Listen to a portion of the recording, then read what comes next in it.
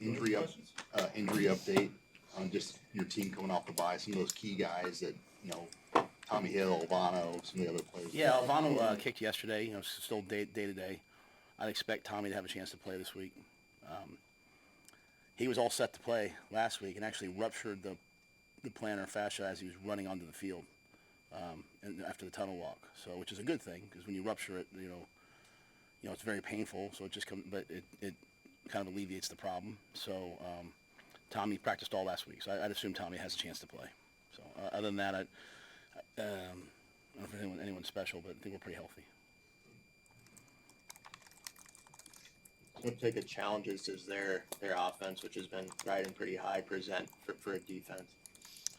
I mean, well, they're leading the Big Ten in passing, and at least they're close, if not the top in rushing. They're top 10 in the country in offense. They're top 10 in the country in defense. They're the only team that hasn't trailed all year. They've scored 80 points in the fourth quarter. So this is probably a top 10 football team we're facing, right? It's one of them. They started the season unranked, so they're not maybe getting the due that they're supposed to get, right? I mean, other people can lose to a bad team and they'll keep them in the top 10 because whatever they started in the top 10, But Coach Cignetti's done an amazing job. The quarterback's absolutely fantastic. They got playmakers. They're good on special teams. It's a great team. Kind of hallmark of the year, right? The transfer portal, NIL era, being able to take, I don't know how many it was, 10, 12 guys from his former school. Is this something we should just get used to in college football from here on out? Yeah, everyone has to forget the logos and the names and just like, oh, well, this team's always been good or, whatever. I mean, Vanderbilt backs up a win against Alabama with a win over Kentucky, who's probably the best defense in the SEC, right? Because they've got a dynamic quarterback. I'm sure they have. I don't really watch them, but I spent Saturday watching college football, and every game's starting to come down to the end. You're really starting to feel the impact of the 2-minute timeout, especially at the halves. People that play the middle eight right, have an advantage. And then your roster, your roster, how healthy you are, but yeah, I mean, you can have a really good team and all of a sudden lose them one year. I think in college football now, if you lose a coach to a better job or a different job, it can decimate your program. It can be a quick fix for another program. So there's a lot of things that are just different, and I think everyone's going to have to just kind of, like you said, just kind of get used to it. And you could probably lean more on the transfer portal because, I think there's pretty good support here, but you have chosen, I think, to build it a little bit more systematically, maybe more, slow cook it a little bit. Why is that just your global opinion of why you wanted to do it that way? Well, I just don't believe in running kids off. We're still associated with the university, right? Like, I don't think that's what Nebraska wants. So, but again, like, if I was coming from another college, it would have been a little different, I just was coming from the NFL, so, But I'm not in any way, maybe I would do it differently now if I did it later. I mean, we did the portal pretty good this year, I think. Isaiah's been pretty good. Jamal's been good. I mean, we've done the right things. I just, the teams that I want to be like, in terms of their records, recruit really well. And I think we can recruit really well. I think recruits are figuring out that, like, they can come here. And so I think our recruiting will get better and better and better. You just have to win. You have to win a little bit, right? And so, and be, you go back to this year, you guys asked me what my goals were. They were to be relevant. This is a relevant game. The next game's a relevant game. The game after that's they're all relevant, based upon what we've done the first 6 games. So, but yeah, I'm just not here to run kids off and get rid of kids. It's not my deal. There's a time and place for that, if a kid's not doing the right things. But I wanted to be their coach. You mentioned early in the year, I think it was when you got ranked for the first time, that there was that whole hunter versus hunted mentality that your kids would have to get adjusted to. What kind of a sense do you get for the dynamic of that conversation going into this game, and how maybe it's a little bit flipped? If you do you feel like it's flipped at all? Yeah, I think coming out of that Illinois game, we learned a lot of very, very valuable lessons. I think we applied those versus Purdue and Rutgers in many ways. I thought we had the right attitude playing in those games. You're watching college football this week, and like every good game comes down to the last possession, like it's an NFL game. And so, hopefully the last 2 weeks have gotten us used to that. This is a game though where we're facing, this is probably I try not to look at the lines and all that, but I'm pretty sure we're probably the underdog, right? So this is our guys' first time for doing that, right? So I much prefer that. You know, I love turn on game day and seeing them all pick the other team. That's good for us, you know. So, you know, it's just kind of who I am and who a lot of our guys are. You know, we're not, you know, we are who we are. So, I think our guys, you know, I think our guys understand at this point, like, this is going to come down to football. We got to practice well, play well. Doesn't matter what music we listen to before the game. Doesn't matter what we wear. Doesn't matter what all of that's fun. We're going to have to block and tackle and, again, make one more play. I mean, you watch the end of Ohio State, Oregon. What a great football game with two great teams. And with all the things they did all game, it just came down to, like, a couple things at the end, right? So just trying to get ourselves a little bit better this week to make one more play. You said after the Illinois game that wasn't Nebraska defense, your players echoed the same sentiment. What have you seen out of them now? Just 17 points in the last two games. Biggest changes. Yeah, they played a lot better. I think the biggest thing is, even to go back to Illinois, like, it was you know, a couple crucial mistakes and crucial times, and we didn't tackle at the level we wanted to. You know, I mean, that's an outfit that went out there against Purdue this week and scored 55, 59 points. I mean, so Altmaier's an excellent quarterback. So globally, I mean, it probably wasn't terrible, but it just, you know, we have a standard for the way we play. We can't, if the other team's better than us and they score, that's fine. But, like, the way the film looks, the way we hit, the way we contact, the way we get off blocks, the way we communicate should be better. And I thought on that night that was a tense defense that just wasn't quite playing to the level they were capable of. And had we known Tommy was hurt that badly, I think, you know, maybe he doesn't play that first drive, you know. But, you know, Tommy's such a team guy. He went out there and battled, and we adjusted. Sierra's done well since then. I know at first the excitement was just Javin getting back on the field. How have you seen him do with the short runway he's had, sort of to jump back into taking on more snaps and all Yeah, the things with it? Javin's done great. I mean, I think he played like 13 or 14 snaps. You guys probably know the numbers better than me, but you know, the goal was like 10 to 15 snaps the first game. I think he played 25 or so the second game, roughly. You know, this is a great game for him, you know, to play in, because he's so athletic, freaky athletic. He can play the run and the pass. And again, this is a really balanced offense that we're facing. You know, the run game is well put together, and the backs are excellent. So hopefully Javin can give us, you know, 30, 35 snaps maybe this game. After watching a lot of football on Saturday, how unpredictable does the Big Ten look right now? Just the way some of these games played out, and Purdue with the backup quarterback almost beats Illinois, and obviously USC could have beat Penn State. And there's a lot of things that played out that I'm guessing most people couldn't really have predicted. Yeah, I think though, when you look at when they expanded the Big Ten to 18 teams, and they brought in a team that played for the national championship last year, just think about that all of itself. Oregon, who, you know, Dan's done a great job, but even before him, you know, Mario did a great job. They've been a 2-loss team for the, you know, in that range for the last 5 years, and they've been a great team for a while.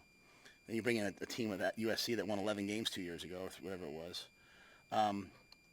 You had to, you know, you put the travel in. I mean, I talked a lot about the travel, and everyone kind of oh, I got you, Matt. Like, the travel, the weather, like, that was hard to throw the ball last week against Rutgers. That was 40 to 50 mile an hour gusts, at least is what it said. You know, it was hard. I think you're going to see a lot of unpredictability. It's like the NFL, right? You never know in the NFL who's a good year in college football moving forward is going to be like 8-4, 9-3. It's just what it is. It's why, you know, there's a lot of teams that do really well, but they're not playing who we're playing. It's just a different league, right? And the Big Ten, the SEC they've just evolved, right? And then, so, you know, you look at the statistics on traveling, you know, multiple time zones, what that's doing to teams. I mean, I just think it's all really interesting. It's all about how healthy you are. You know, there's not as many, you know, take the game off games. You know, you have to be ready to play every week, and people are battling. And again, now teams are losing on the last play of the game, right? I mean, Illinois has done a great job. Brett's done a great job. They won 2 games in overtime, right? I mean, it's just kind of what the Big Ten's going to be, I think, moving forward. It's going to be like the NFL. How do you sense that your team responded after the bye, rejuvenated, and is coming at a good time of the season halfway through to get a week off? Well, we worked our tails off last week. Now we got better. All right, that's one thing. I got really proud of some of the young guys. Some of our young guys who have improved at a high level. So I gave them one day where it was just them. Then we had 2 days where it was the vets too, you know, and one day was a mix of the young guys, and then the last day was, you know, purely just you know, the travel squad working versus scouts and the like. So we really worked. But I think, to your point, like mentally, emotionally, right, the competitive stamina of, we face some pretty good teams. I mean, whether people think that, we face some teams with 4 wins, so we've had to battle every week. We're not like just running away with the game and it's just an easy game. So the guys have had to show competitive stamina and they've had to grind. And I think it came at a good time. I was able to get away. The players were able to get away. They even if get away means they sat in their dorm room and watched anime or whatever it is they watch nowadays. They got to have some time to themselves, and I thought everyone was in a pretty good mood this morning. Everyone looked out. We just practiced. It was excellent. So hopefully it benefits us, because we got 6 ball games left. We got 3 and then another bye, and this is as big a game as we've ever probably played in terms of the stakes and all the things that get people excited on the road. Ranked team, best offense probably that we faced. One of the best that we'll see. So I'm sure our guys are focused. You mentioned last year, the first 2 games on the road, Minnesota, Colorado, maybe some things took your team a little bit, rattled them a little because of the crowd and the noise. How maybe did you change prep going into this Indiana game where the crowd's probably going to be as loud as it was in Minnesota and Colorado? Yeah, I hate talking about last year because I'm embarrassed of it, but we were a huddle cadence team, right? And we switched this year to a clap to allow us to be louder on the road. Now we still had 2 false starts at Purdue. We're still not perfect. I mean, we're far from perfect.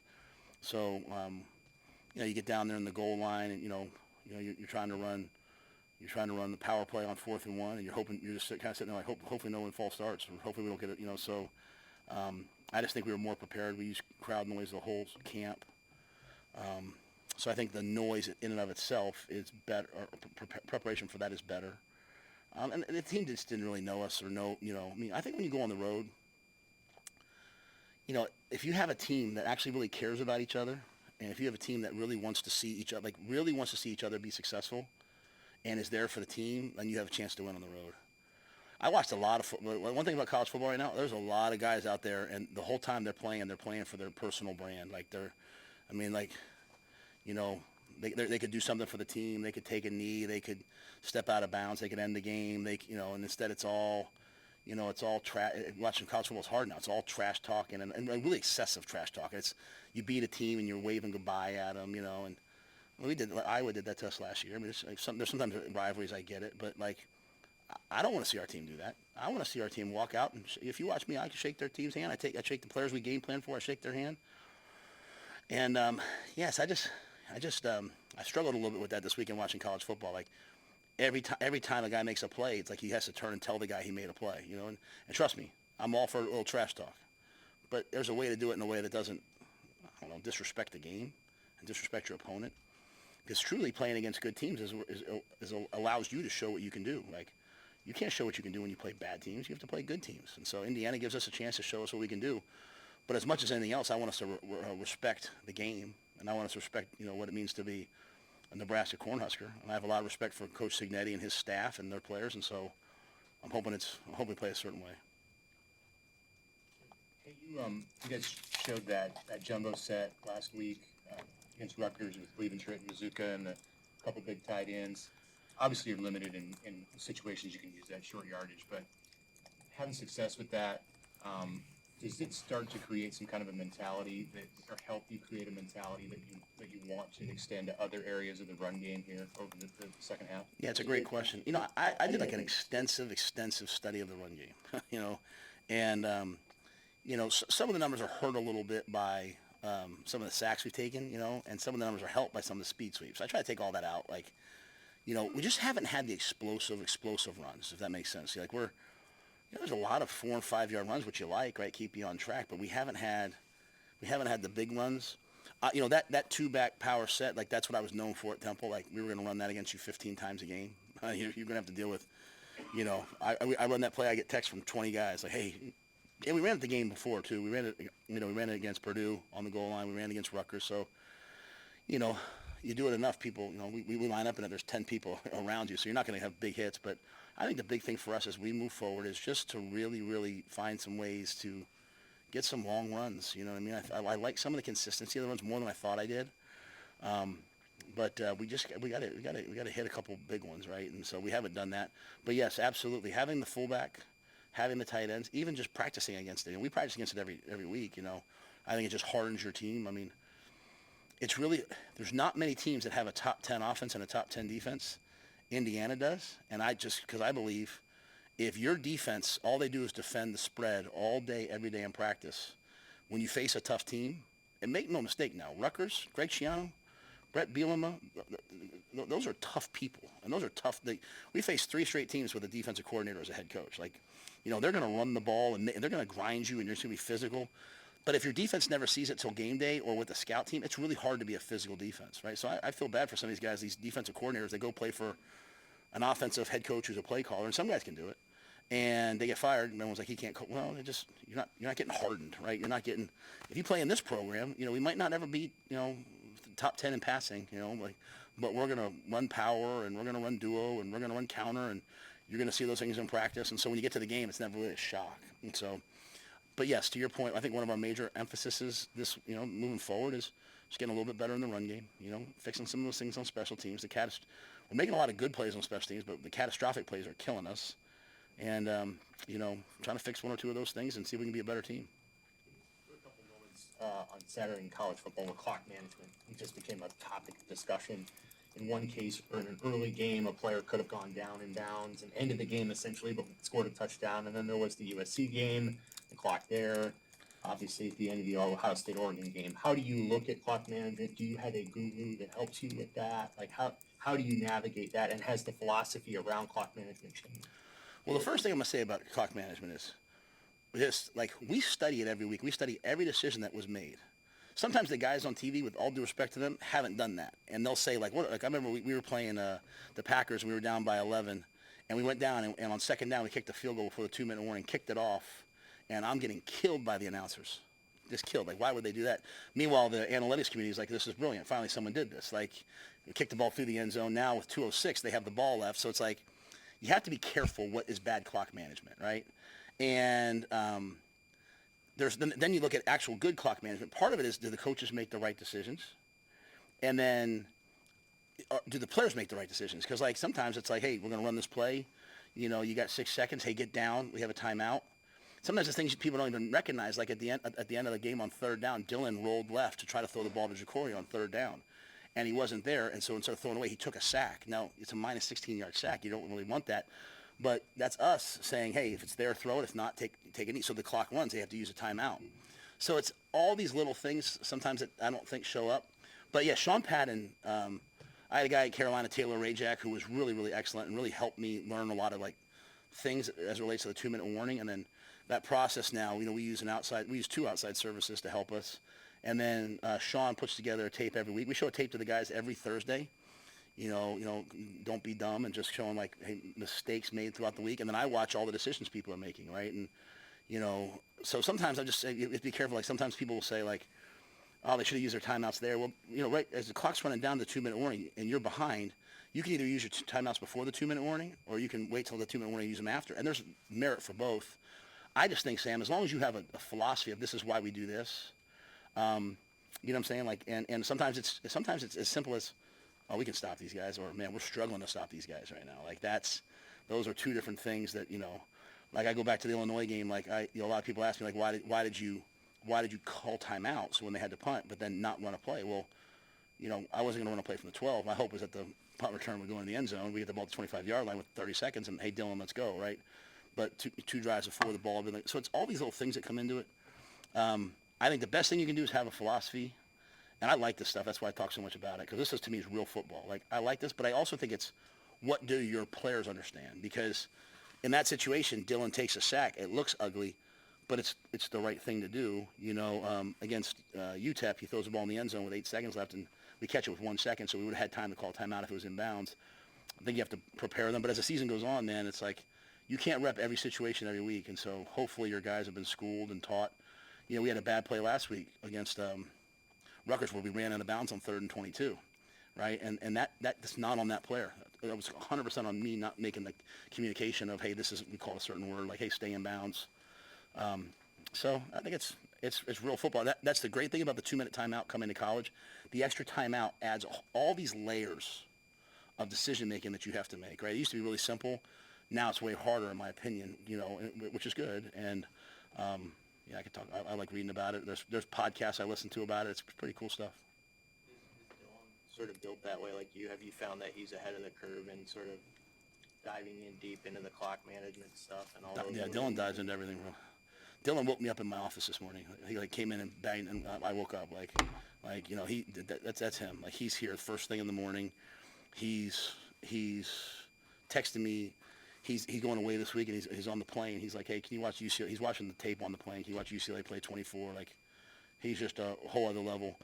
But at the end of the day, it just still comes down to being in the moment, and that's the hardest thing for all of us, right? Like, how often are you guys like watching a TV show but also have your phone out? Like, I have it all the time. It's a bad habit. Like, being in the moment, and so in the moment, anticipating it and then making the right decision, that's the secret sauce. And it's the difference between winning and losing, especially for a ball club like us that everything's going to be close. You get here early and fall asleep in your office?